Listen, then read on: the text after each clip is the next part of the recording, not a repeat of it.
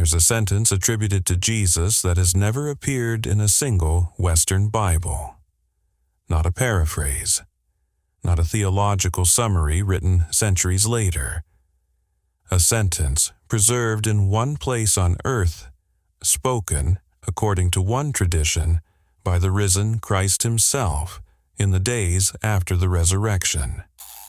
And once you hear it, you'll understand why it never made it into the version most of the world reads. But to get to that sentence, you have to understand where it comes from. Every Christian tradition agrees on one detail. Jesus remained on earth for 40 days after the resurrection before the ascension. 40 days, the Bible, most people have read covers maybe 4 of them. An empty tomb, a locked room, a walk to Emmaus, a final blessing, then nothing. So where are the other 36? In the highlands of Ethiopia, inside a Christian tradition older than the Roman Church's formal structures, monks have spent 15 centuries preserving a text that, according to Ethiopian belief, fills in those missing days. And the figure described in those pages doesn't sound like the brief, departing Jesus of the Western Gospels. He sounds urgent.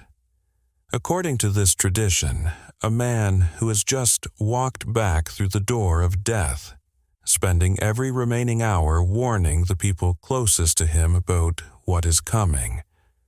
What is coming for his followers? What is coming for the movement that would be built in his name? And the very first thing he reportedly says is the sentence no Western Bible has ever printed. When most people in the West picture the Bible, they picture a fixed object. 66 books, or 73 if you grew up Catholic. A closed list settled long ago. The reality is more complicated than that. The Ethiopian Orthodox Church recognizes a broader canon. Traditionally, 81 books. 81. Texts considered scripture by one of the oldest Christian communities on the planet, many of which most Christians elsewhere have never read, never heard named, and were never taught existed. Here's the detail that matters. The Ethiopian Church is not a breakaway movement that split off from Rome later in history. It's the opposite. It's one of the oldest Christian traditions in continuous existence. The Garima Gospels, ancient Ethiopian manuscripts radiocarbon dated to as early as the 4th century, are among the oldest surviving Christian texts in the world.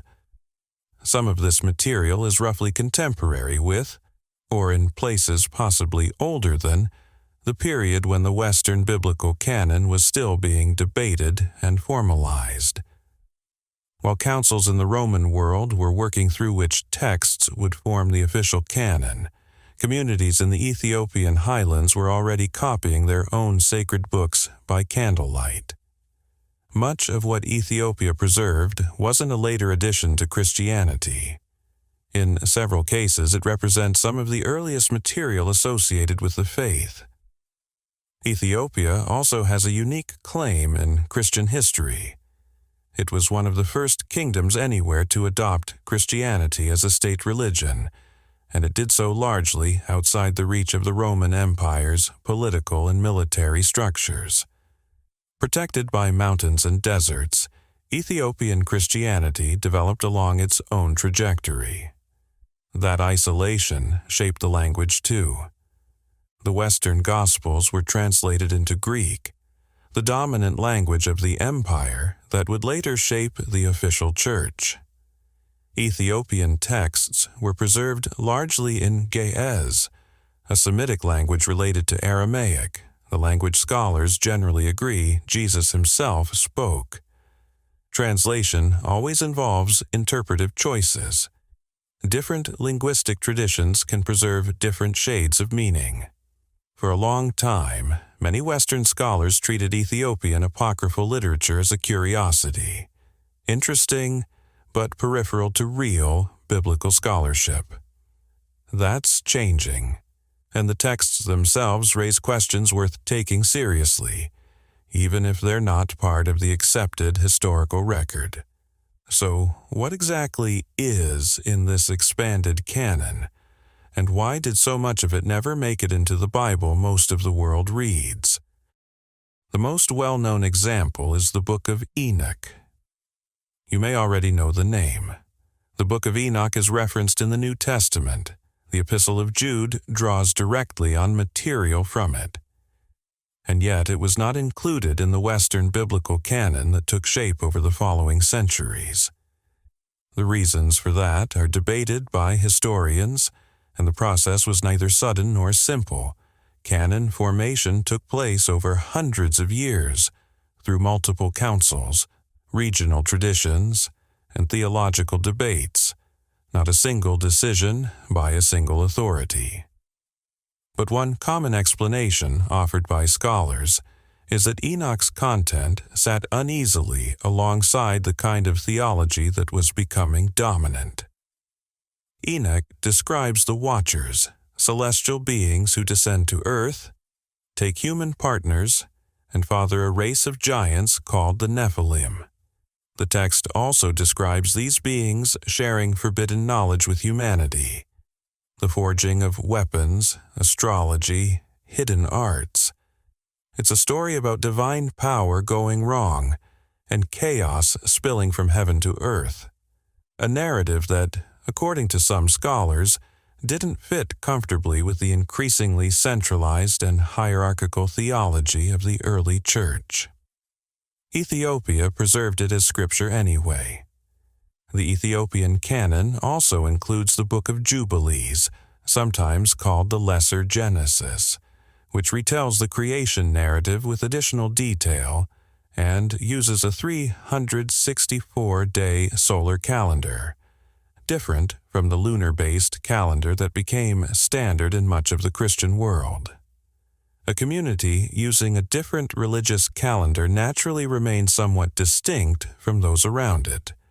Beyond Enoch and Jubilees, the Ethiopian biblical tradition includes additional texts not found in most other Christian canons, offering perspectives on early Christian history that simply aren't part of the story most people are taught.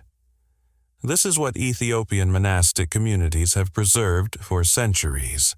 Not folklore in the dismissive sense, but a body of material that represents a different and largely unfamiliar branch of early Christian textual tradition.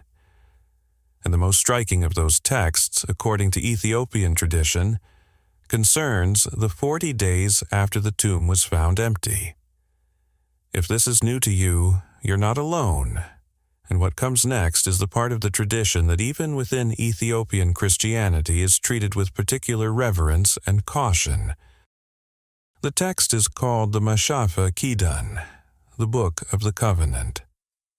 It exists as a physical manuscript tradition, written in Ge'ez on treated parchment, copied by hand across centuries inside highland monasteries where access is tightly restricted, and where the innermost sanctuary can be entered only by ordained priests.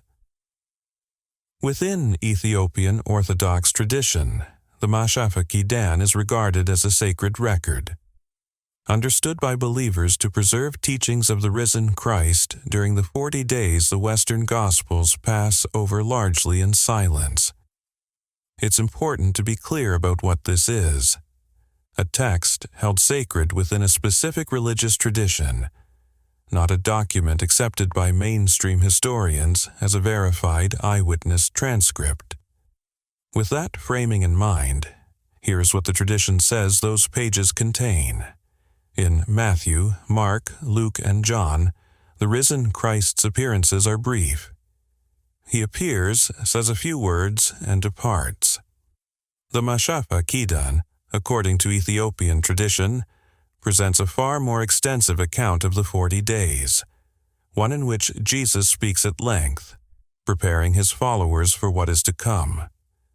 It opens, according to this tradition, with a line that, if accurately preserved, would represent a striking statement about the next 2,000 years of Christian history. According to Ethiopian tradition, the very first teaching recorded in the Mashafa Kidan is also one of the most striking. The text holds that Jesus tells his disciples that his Father's weapon is not made by human hands, not iron, not carried by soldiers. The weapon of his Father, according to this tradition, is compassion, a force that builds rather than destroys. And then, according to the tradition, comes the sentence we opened with, a line not found anywhere in the Western canon's account of the risen Christ. Do not resort to violence in my name. If this teaching is as old as Ethiopian tradition holds, consider what it would mean. This is a figure who has just returned from death, and the very first instruction attributed to him in this account is a warning against violence carried out in his own name. The Crusades, the Inquisition, centuries of conflict fought under Christian banners.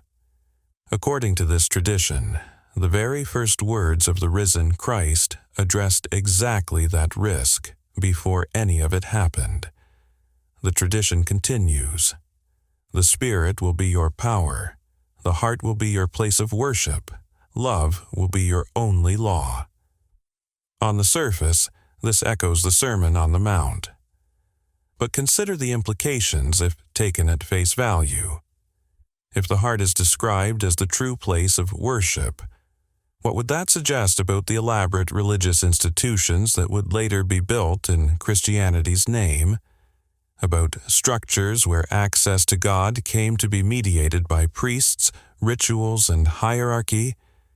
This is the kind of teaching that sits in tension with religious institutions built around centralized authority, which may be part of why, within the tradition itself, it's treated as significant and somewhat uncomfortable material.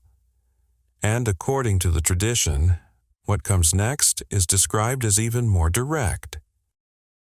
Within Ethiopian tradition, this section of the Mashafa Kidan is described as the part regarded with the most caution, not because of cosmology, but because of what it claims to predict. According to the text, Jesus tells his disciples that his teachings will be changed over time, not accidentally, but through deliberate distortion. Many will claim to speak for him without genuine connection to his original message. His words will be reinterpreted and used for purposes other than originally intended. The tradition describes elaborate religious structures being built and presented as houses of God, while primarily serving institutional interests.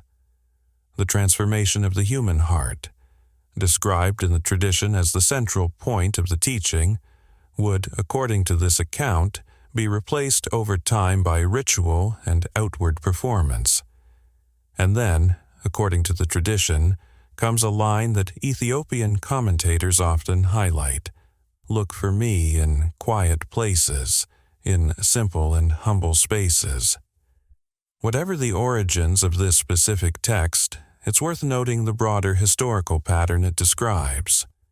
Within a few centuries of Jesus' death, Christianity did become the official religion of the Roman Empire. Religious leadership did become entangled with political power. Conflicts were fought and atrocities committed under Christian banners throughout history. These are well-documented historical facts, independent of any particular apocryphal text.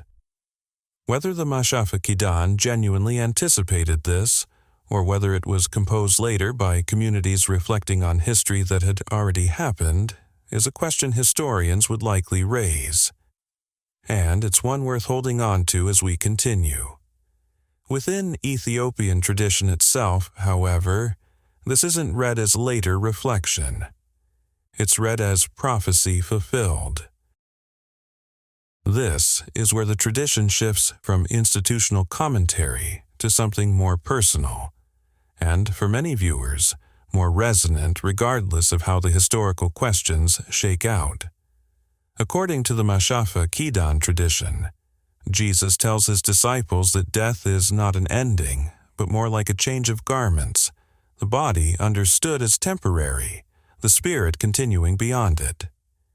This framing differs somewhat from the emphasis many Western traditions place on a singular future resurrection event. Here, the tradition emphasizes something more continuous, the physical world as a temporary passage, the self as something more than the body moving through it. The tradition then describes a teaching with parallels across many of the world's wisdom traditions, that every person carries two inner inclinations, one toward light, one toward darkness, and that every choice, however small, shapes which one a person is feeding. In this account, there's little room for moral neutrality. Daily, unwitnessed choices are described as the ones that matter most. The tradition also describes a state it calls living death, people who appear outwardly fine, going through life's motions, but who have allowed something essential in themselves to go dark, often replaced by pride, status-seeking, or material preoccupation. Whatever you make of its origins, it's not hard to see why this section resonates with modern audiences. It reads less like ancient cosmology and more like a description many people recognize from daily life. And the next section is the one that, historically, has drawn the most controversy of all, not just within Ethiopian tradition, but in early Christian history broadly. According to the tradition, the Mashafa Kidan describes the universe as shaped by two distinct forces, a Father of Light, described as the source of genuine life, love, and truth, and a second, lesser power, sometimes rendered as an architect of shadows, responsible for the material world as humans experience it. Beautiful on the surface, the tradition says, but lesser at its core.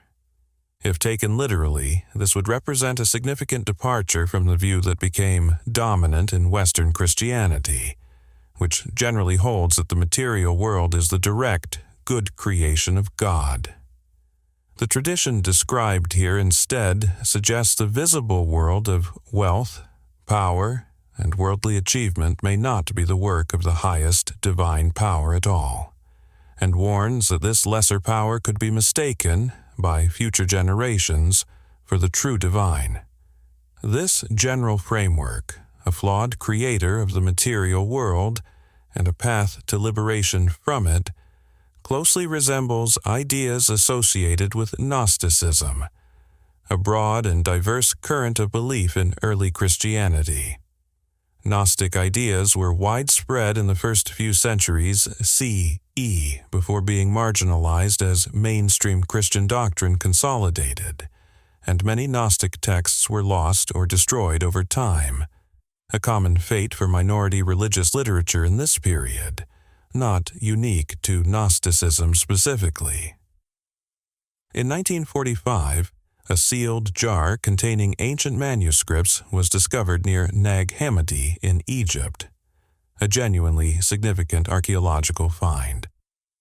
The texts inside, often called the Nag Hammadi Library, include multiple works reflecting Gnostic-influenced Christian thought, some of which explore exactly this idea, that the visible world and its ruling power may not be identical with the highest divine reality. The Nag Hammadi discovery is well documented and widely studied by scholars. Whether its themes connect directly to the specific claims of the Mashafa Kidan is a separate, more speculative question. But the broader idea that early Christianity contained far more theological diversity than survives in the mainstream canon is not controversial among historians. If two cosmic forces shape the universe in this framework, the tradition also describes a parallel struggle inside every individual. According to a section sometimes called the Heavenly Scrolls, the tradition holds that every person is accompanied from birth by two unseen influences, one guiding toward clarity and truth, the other introducing doubt, fear, and confusion. The tradition then arrives at a statement that, if genuinely part of an ancient teaching, would carry significant implications. That this inner struggle cannot be resolved by any external institution. No temple, leader, or ritual can fight it on a person's behalf. Only individual awareness and choice in this account can shape the outcome. It's worth pausing on why a teaching like this might sit at the edges of institutional religious traditions generally, regardless of which specific text it comes from. A message that locates ultimate spiritual responsibility entirely within the individual doesn't require, and arguably doesn't reinforce, any particular external structure. There is one more text within this broader tradition, and it's the one that diverges most dramatically from the account most people are familiar with. This next section concerns a text sometimes referred to as the Gospel of Peace, and it's worth being especially careful here because its claims diverge sharply from both mainstream Christian doctrine and the historical consensus. To be direct, this is a fringe text. It is not part of the mainstream Ethiopian Orthodox canon discussed earlier.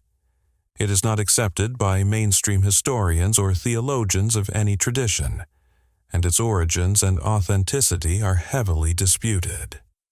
Some versions associated with this title are understood by scholars to be much more recent compositions rather than ancient documents, regardless of claims made about their provenance.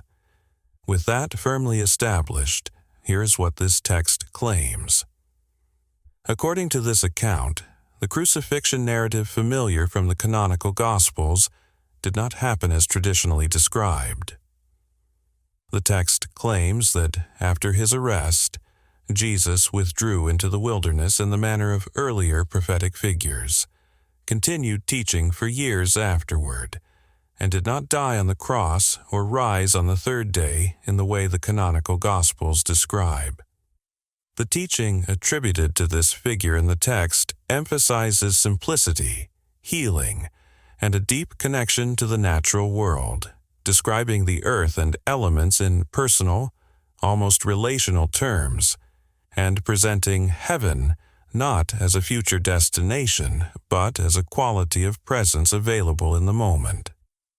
Again, this is presented here as a claim found in a specific, disputed text, not as a credible alternative to the historical crucifixion, which is regarded as one of the best attested events in ancient history by historians across religious and secular perspectives alike. What is genuinely true and worth sitting with is this. The broader historical process by which Christianity's official story took shape did involve choices about which texts to include, which theological emphasis to elevate, and which traditions to treat as authoritative. Texts emphasizing institutional structure and a singular atoning death became central to a faith that, by the 4th century, had become deeply intertwined with imperial power. Texts emphasizing a more diffuse, personally located spirituality were generally less useful to that project, whatever their origins or historical accuracy. That dynamic is well-documented history. The specific claims of the Gospel of Peace text are not. Setting the more speculative material aside, Ethiopia's broader role in preserving unusual or minority religious traditions has deep roots, predating Christianity itself by, according to tradition, over 1,000 years. Ethiopian Christian tradition traces its royal lineage to Solomon. According to this tradition, the Queen of Sheba, known in Ethiopia as Makeda, traveled to Jerusalem, and through her meeting with Solomon, became the mother of Menelik I, founder of a dynasty that, by tradition, ruled Ethiopia for nearly 3,000 years. According to this same tradition, Menelik later brought the Ark of the Covenant from Jerusalem to Ethiopia, where it is said to remain to this day in a chapel in Axum. A single guardian, dedicated for life, is said to watch over it, with no outside access permitted to clergy, government officials, or researchers, a claim that itself has never been independently verified by design. Whether or not the ark itself is there, and this is a claim of faith, not something that can be externally confirmed, the broader pattern is real and well documented. Ethiopia has, for many centuries, served as a place where religious texts and traditions excluded from or marginalized within the mainstream Christian world were preserved, copied, and maintained by dedicated religious communities, largely outside the reach of the political forces that shaped Christianity elsewhere. That's not a conspiracy. It's geography, history, and a remarkably durable religious tradition. And it's arguably more interesting than a conspiracy because it's real. Picture, if you will, a monk in a highland monastery, closing a centuries-old manuscript as morning light reaches the room, carrying it back to where it has rested for generations, and stepping out into the quiet of the corridor. None of what we've covered here is presented as a replacement for the version of Christian history most people know. It's presented as a lesser-known branch of that history, one shaped by geography, language, and isolation, preserving texts that, for a mix of historical, theological, and political reasons, never became part of the version most of the world inherited. Some of what's in that tradition, the expanded canon, the Book of Enoch, the Mashafa Kidan, is real, documented, and genuinely underexplored by most audiences. Some of it, particularly the Gospel of Peace material, sits firmly in the territory of disputed fringe claims that deserve real skepticism. The honest takeaway isn't everything you were taught is a lie. It's that the story of how Christianity's texts were selected, preserved, translated, and transmitted is more complicated, more regional, and more interesting than most people are ever taught, and that complexity is worth knowing about, even where individual claims within it don't hold up to scrutiny. So, what do you think? Does it surprise you that an expanded biblical canon like this exists and isn't more widely taught? And where do you personally draw the line between underexplored tradition and claim that needs more evidence? Let me know in the comments. And if topics like this interest you, subscribe, because there's a lot more of this lesser-known history to get into.